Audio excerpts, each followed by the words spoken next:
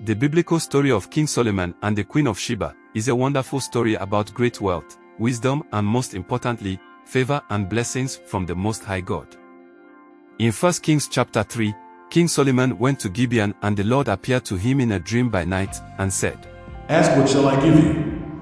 King Solomon answered and said, "Now, O Lord my God, you have made your servant king instead of my father David. But I am a little child. I do not know how to go out or come in. And your servant is in the midst of your people whom you have chosen, a great people too numerous to be numbered or counted. Therefore give to your servant an understanding heart to judge your people, that I may discern between good and evil. For who is able to judge this great people of yours?" The speech pleased the Lord, that Solomon had asked this thing.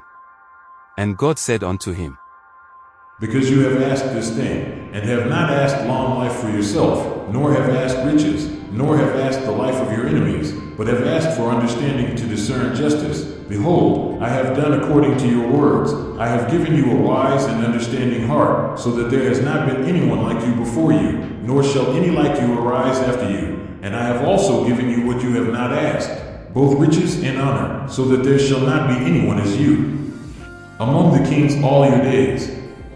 God gave Solomon wisdom and exceedingly great understanding, and largeness of heart like the sand on the seashore.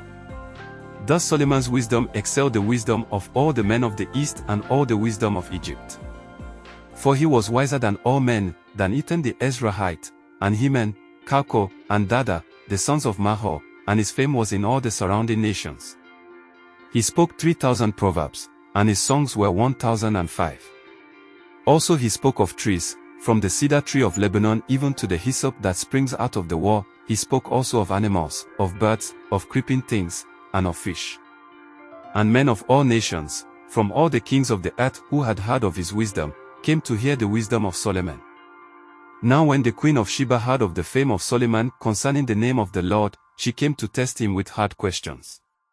She came to Jerusalem with a very great retinue, with camels that bore spices, very much gold, and precious stones, and when she came to Solomon, she spoke with him about all that was in her heart. So Solomon answered all her questions. There was nothing so difficult for the king that he could not explain it to her. And when the queen of Sheba had seen all the wisdom of Solomon, the house that he had built, the food on his table, the sitting of his servants, the service of his waiters and their apparel, his cupbearers, and his entryway by which he went up to the house of the Lord, there was no more spirit in her.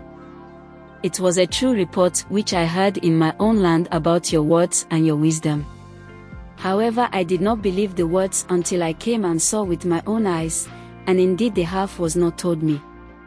Your wisdom and prosperity exceed the fame of which I heard. Happy are your men, and happy are these your servants, who stand continually before you and hear your wisdom. Blessed be the Lord your God, who delighted in you, setting you on the throne of Israel. Because the Lord has loved Israel forever, therefore he made you king, to do justice and righteousness." Then the queen of Sheba gave the king 120 talents of gold, spices in great quantity, and precious stones. There never again came such abundance of spices as the queen of Sheba gave to King Solomon. Also, the ships of Hiram, which brought gold from Ophir, brought great quantities of almug, fen, wood and precious stones from Ophir. And the king made steps of the almug wood for the house of the Lord and for the king's house, also harps and stringed instruments for singers. There never again came such almug wood, nor has the like been seen to this day. Now King Solomon gave the queen of Sheba all she desired, whatever she asked, besides what Solomon had given her according to the royal generosity. So she turned and went to her own country, she and her servants. For the full context of the queen of Sheba's visit to King Solomon, and all his great wealth and wisdom, study 1 Kings 10 and 2 Chronicles 9. The spiritual lesson in this beautiful story is to always put and keep God first in all things, and he will show us great favor and grant us great blessings.